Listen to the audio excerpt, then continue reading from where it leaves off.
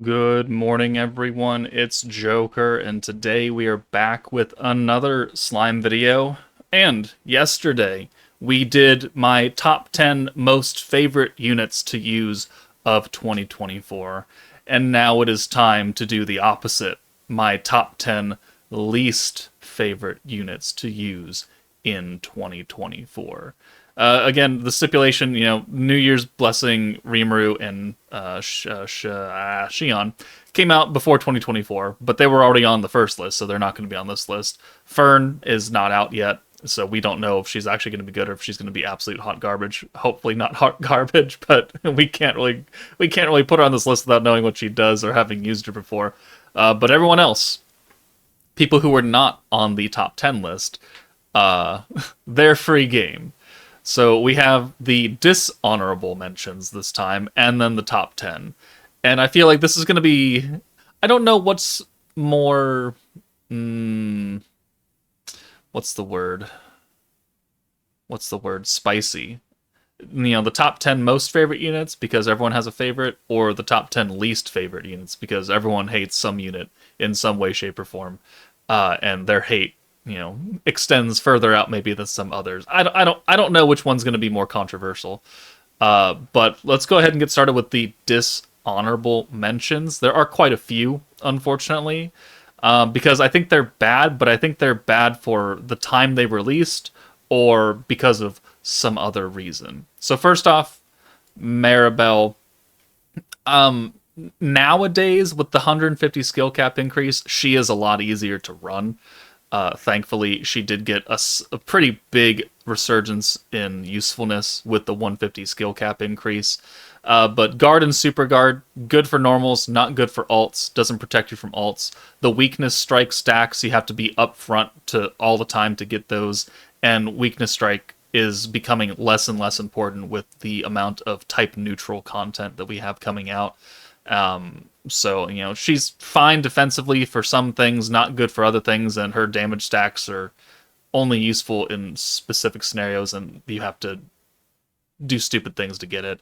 I still don't find myself really particularly liking using her, but I don't think she's the worst anymore.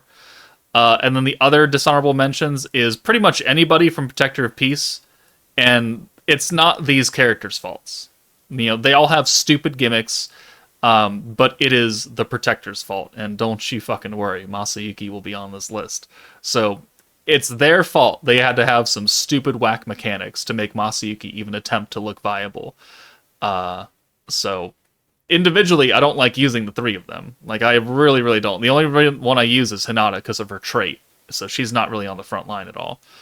But these are my dishonorable mentions. People might disagree with Maribel or something, but, who the fuck uses Protector of Peace? Who the fuck summoned for Protector of Peace? Hopefully none of you. Okay. Let's move on to number 10. The counterpart to Maribel, and that is Festive Memories Albis. Is she better than Maribel? In some ways, yes. And in some ways, no. She does stack more generically. She's stacking alt damage instead of weakness strike. You don't have to be up front for those alt stacks to count, which is good. The barrier does protect you from literally anything. However, it is a limited time thing, so once you lose the barrier, you are taking full damage. Unlike Maribel, who is at least going to protect you the entire fight with Super Guard, but doesn't protect you from very strong alts, which is generally how most fights are killing you, is from alts.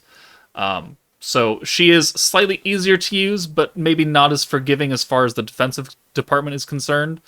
But I still don't really enjoy using her, which is unfortunate because Albis is one of my most favorite waifus of slime. And it is the year of the snake now, as I've been told repeatedly on Twitter. So, Snake Girls making a comeback this year. Hula. Number 9, where is she? Tempest Elite Shuna. She came out, and I looked at her kit and said, that's it? That's it? She's got guaranteed pierce and 30% pierce power. Granted, it does go for 3 turns. 30% pierce power, might as well wad up a spitball and throw it at somebody at this point. Jesus.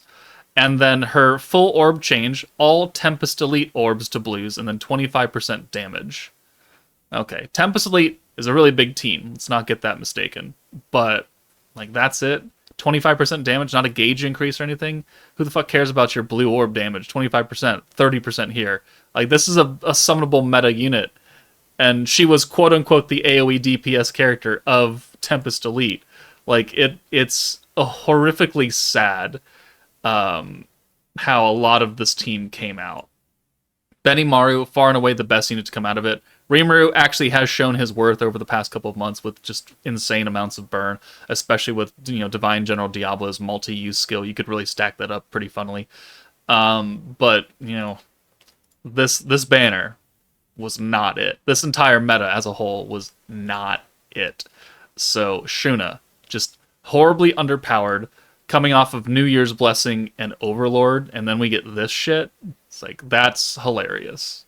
I don't know what they were doing. She was like a 2020... She was an early 2023 unit, is what she should have been. So, Shuna, number 9 spot. Let's see. Who is next on the list? Primal Demon Misery. Free-to-play character. Not fair to judge her as super up against all the other summonable units, but I just... If your entire kit is locked, it's not a good time. Her entire kit is locked. Double locked sometimes. Changes Primal Demon characters' oranges into blues. She is a one type of orb changer, and people will say, but Joker, you like Commander Shizu so much, and she does one element convert, or one orb color convert. It's like, yes, that's true. She also changes the entire hand. And it's not restricted to just Primal Demon, or just Commander, or just Heart of a Hero. It's just blue orbs. It's just oranges to blues. Have fun. She only changes 3. She only changes Primal Demon 3. Pierce resistance down means you don't get a gauge increase on the blue orbs to begin with. Pierce resistance can help you if you use her a lot, which on the Primal Demon team, you're going to fucking do that. But this already, not great. The second skill, Primal Demon alt swap. It's not what I'm looking for. Everything about this unit, I just inherently despise. I hate using her so much. She has no flexibility on really any other team. Like, she has to be on a Primal Demon team for her to even remotely work well. I don't like using her. We used her in Jubilee, for her Jubilee, because the entire fucking team was Primal Demon. Like, yeah, and she's an AoE character. Fine. Have you used her anywhere else since? Answer me that question. Have you used this misery since her Jubilee came out in a realistic battle? Maybe for like Heavenly Conquest Veldora once. I think I did a Primal Demon run with that, but that's about it. 2 times out of the year. Not a good count. Alright. Moving on, we are going up to... Ooh. Is this where we're going? I think this is where we're going. We're going up to another unit in Primal Demon. Jaune. Jaune is an odd character because, like, you look at her and, like, oh, she does a lot. And you're right, she does do a lot. But not a lot of it is very good. Weakness resistance down, and attribute resistance down, 100%, 100%. You would think a 200% debuff, like, oh wow, that's great for 80 points. Except when you consider that these are 2 of the weakest debuffs in the game.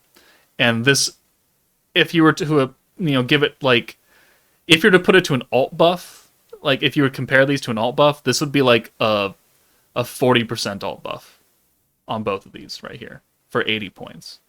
So that's not great. It's not great. And it's really expensive for not a lot of impact. Like, if you use the skill, yes, you will do more damage. Not as much as you would hope, though. And then her second skill decreases the skill cost by 100 for all Vanguard allies, so up front. So you immediately pretty much reset everything back down to its lowest cost. And then gives you 300 points after 8 turns. Now, what's interesting to note about the skill is that it does not go above your skill cap. So if you are currently sitting at 300 SP and your cap is 400 SP and you use this, you're only going to get 100. Because the extra 200 is wasted because it does not go above the cap. So you have to be really, really, really low on points before you use this skill. It has to be like the last thing you use that you have 80 points for, and then you use it. Which combined with this not super efficient skill, means that she does not really have a good place on stacking teams, because there are just other units that are going to give you a lot more bang for your buck. And she's just a unit that we don't use. Like, she's good for turn 2 protection trait as a support slot character, and that's the best thing you've got going for you. So, not really a great character. I do not find myself using her very often unless I'm forcing myself to use a Primal Demon team, and even then, it's a stretch. She's only here to make Blanc look good, just like Primal Demon Violet is only here to make Blanc look good. And she already looks good. It's just, how well can you use her? Yeah. She definitely helps her out, but she only helps this Blanc out. She doesn't really help anybody else in the game. Kind of unfortunate. All right, next after Jaune, we're on a roll right now. Primal Demon. Primal Demon Violet. And you can tell I just did not like Primal Demon. Primal Demon Violet is the restriction that she's only good for one unit, and that is Blanc. This entire team is made to make Blanc look good. And unfortunately, if you take Blanc out of the equation, they become not very useful at all. So Violet introduced the whole I could use skills an unlimited number of times gimmick. This was the first time we'd ever seen it. Like, oh my god, you could do what forever? That's sweet. And then we got into it, and it's a traditional blue stacking team. And if you take away this unlimited thing, you get 12% attack on Primal Demons, and you get 100 skill points, up to 500. Like, that's fucking it. That's it. If you take this away, which is only useful for pretty much Blanc, she becomes like a 2022 stacking protector, like almost the equivalent of Watermelon or Space Veldora. Like, that's not great. And even then, like, the unlimited use mechanic, like, yeah, it was cool, but if you were missing Jaune and you didn't have those extra 300 skill points in the reset, really difficult to actually do any reasonable amounts of damage with her. If you were missing Blanc at all, like, there's no fucking point. Just you would just use a different team overall, because Violet herself, if you take away the unlimited use gimmick, then there's no other units that existed at that time that really could take advantage of that. And then they tried to bring it back for Protector of Peace, and we all know how that went. And then they finally brought it back again for Divine General, and that actually went pretty well. But it's also a slog of a team to use. This was a slog of a team to use, but it wasn't nearly as bad as Protector of Peace. But still, Violet, like, she only exists to make one unit look good. Jaune only exists to make one unit look good. And if that's your entire gimmick, is one character support, it's not a good look for you in terms of viability in the game moving forward. So unless we get another character, like, I tried to use the Primal Demon team with Raphael to get his unlimited stacks, and let me tell you, without a skill reset constantly, it's awful. It is awful. So, not it.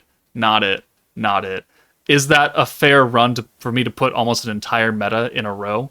No, but it's also my list, so, and I hate using these 3 characters. And that's just what you're going to have to live with. So, some people may argue that some other characters down here deserve this list more than these 3, but again, my list. Make your own list. Let me know in the comments what you feel.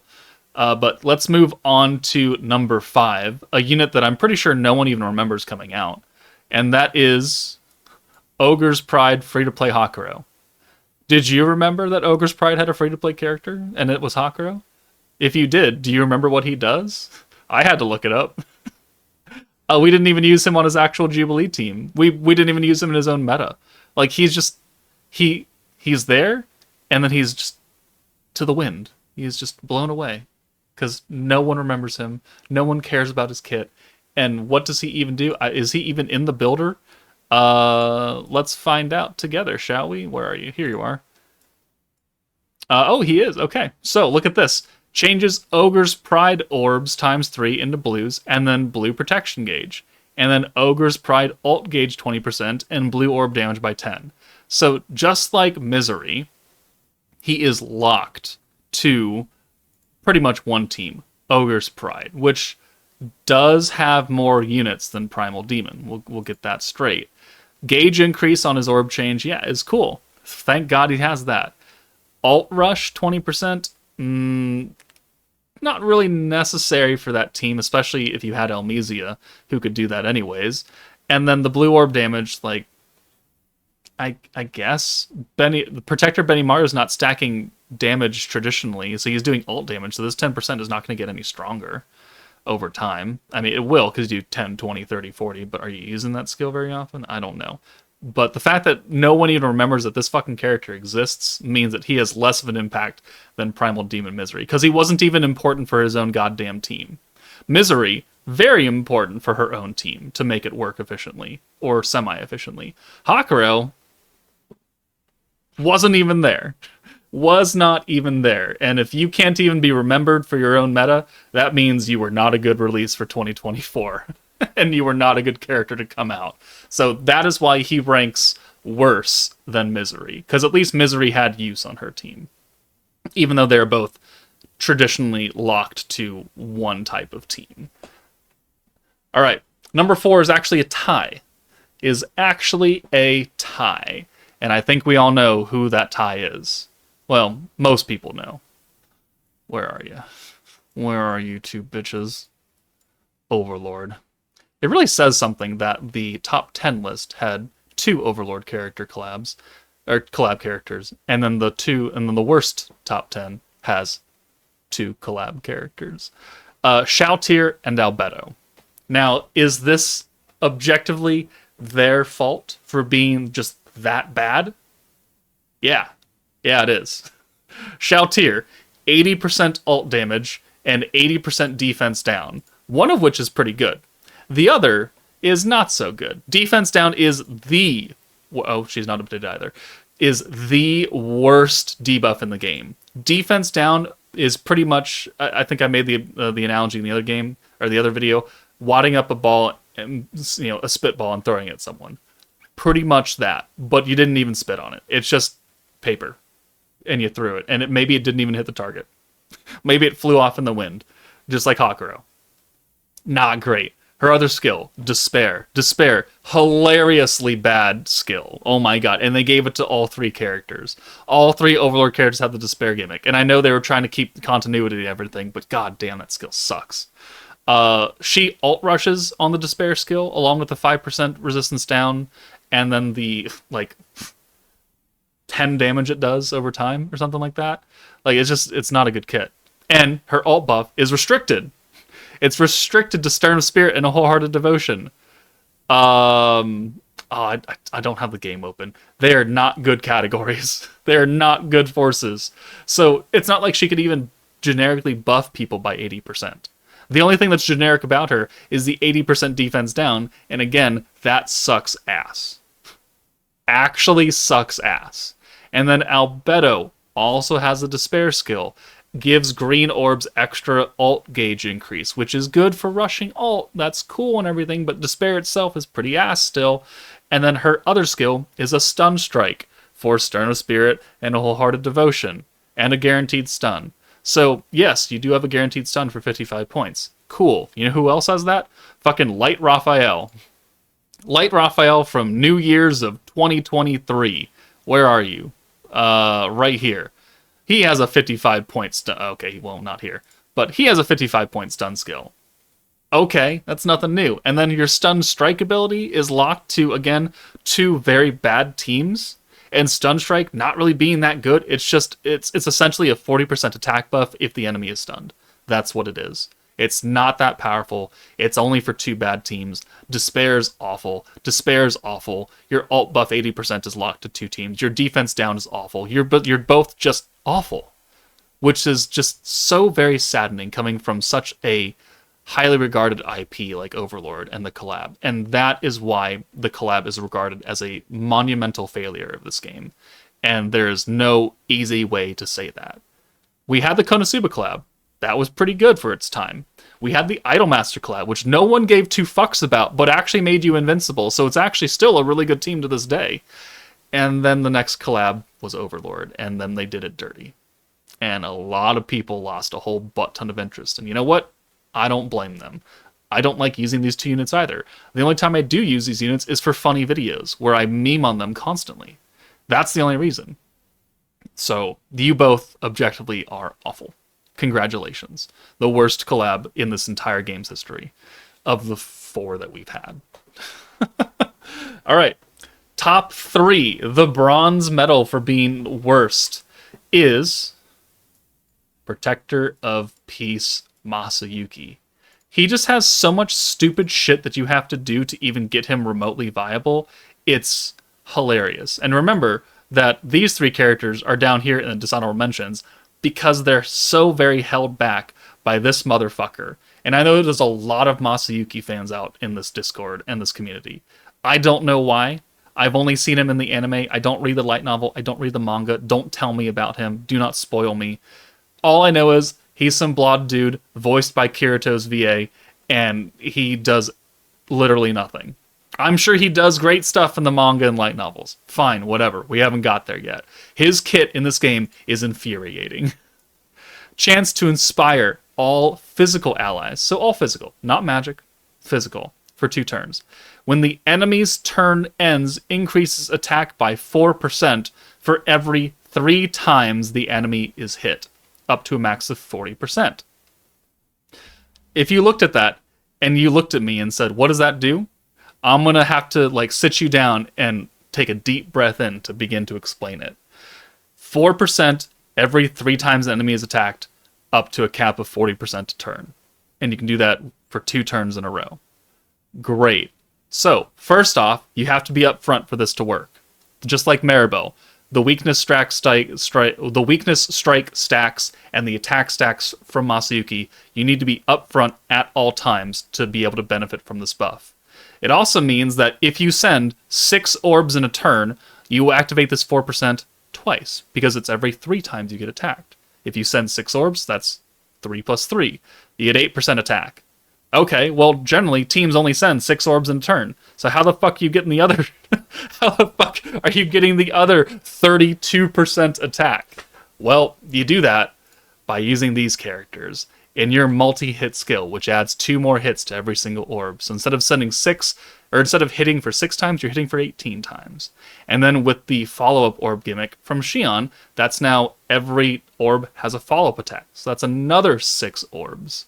So what that amounts to is you sending 6 generic orbs, getting 12 more, and another 6. I don't know if you did the math in your head. I don't blame you if you didn't. But that still doesn't add up to 40%. All those attacks that you do still does not add up to 40%. You have to have this entire fucking meta to even get... It's like 36% or something that you get up to. So I don't know where you're getting that last 3 attacks from, unless it's random counters. But it might not be 30. It might be 32. I don't remember. But it's awful. And so he is the reason that these characters are awful. Because they have stupid gimmicks to make him look good, but he doesn't look good. And it makes these characters then just look bad. Because they're trying to make a bad unit look good, and it doesn't even work. So that's why they're in Dishonorable. They're bad because they're Protector. And he's bad because he needs so much stupid shit to go on for you to even make him look good that it's just not worth it. He also has the unlimited number of skill use, just like Violet and just like Divine General Diablo down here. But you definitely needed that because you needed to use a bunch of these fucking skills because they have other effects, crit damage, alt damage, that you want to stack up. So you got to use them a bunch of times, but you got to hit a bunch of times too. And then he also lowers your skill cost by 20. So it's not a full reset like Elmesia. It's a 1 level reset like Overlord Rimuru. So it keeps things, quote unquote, cheap. And if you were at all confused by what I was talking about here, just go watch his showcase and you can see it in action, and then you can understand how fucking stupid it is. But I'm done talking about him. He's dumb. He was not a good Protector. He has not a good team, and I don't know really anybody that runs this team at this point. Maybe someone uses Rimuru to nuke for an AoE, but that's about it. Alright, the silver medal of the worst. Where are you? There you are. Tempest Elite Treyni. Just another unfortunate existence in the game. Is she updated? She's not. Okay, so she has the follow-up orb gimmick, where every time you send an orb, it will send another little drop-down half-damage orb as a follow-up attack. And so if you send 6 orbs, you're actually going to send 12. 6 normals and then 6 follow-ups. She leads a fire team, so they were fire element orbs. So if you were against an earth enemy, they could do okay damage. If you were type neutral, or you were against a water character, those orbs take drastically reduced damage. So that's one part. The second part is that she gives like a 200% skill point increase. Or maybe, no, she gives a 70% skill point increase on blue orbs, which is just not enough. It's just not enough. She does give you extra 30 points every single turn, like other burst protectors, like New Year's Xion or Exalted Champion Velzard. But that's it. So you get the follow-up orbs, you get the skill point increase on blues, and you also get... What else do you get off of her? Oh god, I gotta look it up now. Hold on. Oh, you get the ult rush. You get a 100% ult gauge for your highest attacking character, which means that you can get your nuker ready to go on turn 2. Like, you could get them their EX ult by turn 2 if you can do a double stack of Treyni. But, like, in some ways that's good, and in some ways that's not good. So, she's just a bunch of mediocrity, which is unfortunate, because I think Treyni's pretty hot for being a tree. But, ult rush, fine. It's a burst team, I get it. The other units, Shuna's up here for a reason. They came out on the exact same banner. It's just not it. February of 2028, just not it. So her existence is another just unfortunate thing where she was conceptualized and then they followed through with it, and no one ever thought to say, this kind of sucks. None of the devs interns were like, are we sure this is what we want to do? This is not the first time we've had follow-up orbs. Follow-up orbs we had with Goddess of Destiny. And even then, we knew that was just not great. And then they doubled down on it almost a year later. And you know what? Let's do it again, because they liked it so much. And you know what? We didn't like it so much. So Treyni takes the silver medal for being the worst character of 2024, which leaves us at number 1, and I think this should surprise absolutely nobody if they have played within the last 3 months of the game, and that is motherfucking you. Divine goddamn General Gazel, and everything that you stand for, I despise. Oh my god, you are the reason the Divine General team is ass. And it's not actually ass, but using it feels like ass. It takes forever. So much RNG, and it's all because of this stupid motherfucker right here. Please be updated. Please be updated. Thank God. Okay. It's all this skill. This one skill. Changes a Divine General orb to green. One singular orb on a stacking team. He is the only orb changer on Divine General, because motherfucker, it looks like this. It looks like this. It's full. There's nothing else to put in here. Move. Move. Move. Move. Where are you? There you are. This team is full.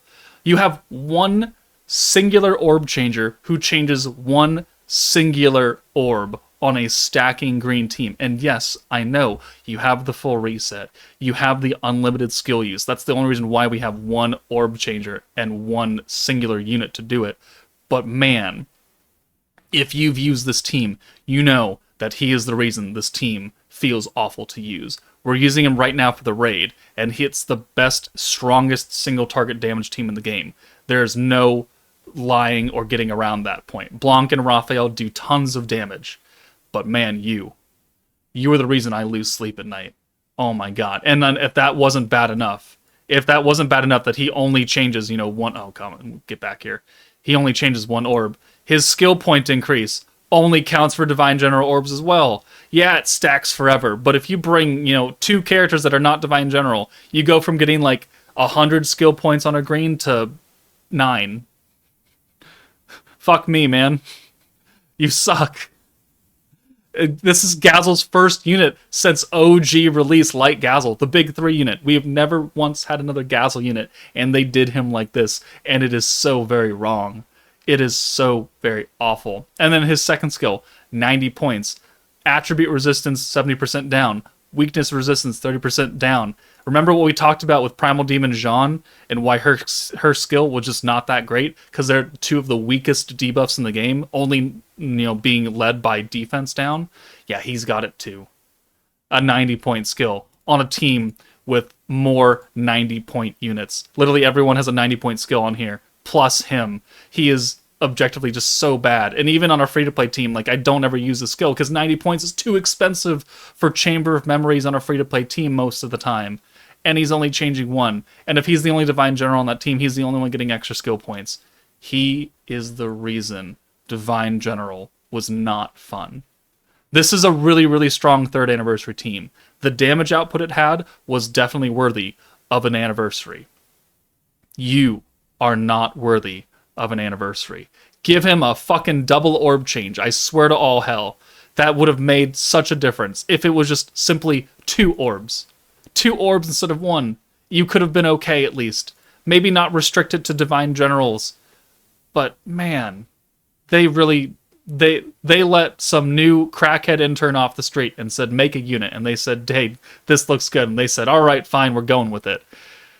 And I hope they toss that intern off the fucking top of Bandai Namco Studios. Jesus Christ. I hate this unit. So, there we go. Got a little heated there. But you know what? I think it was worth it. I think it's warranted. These are my top 10 plus Dishonorable mentions. Again, it's not really their fault that Masayuki sucks so bad, but they're here because they have to help him suck so bad. These are my top 10 least favorite characters to use in 2024. What does your list look like, and why is Gazel not at number 1? You can let me know in the comments below. But otherwise, that's it from me. Take it easy, and I'll see you all later.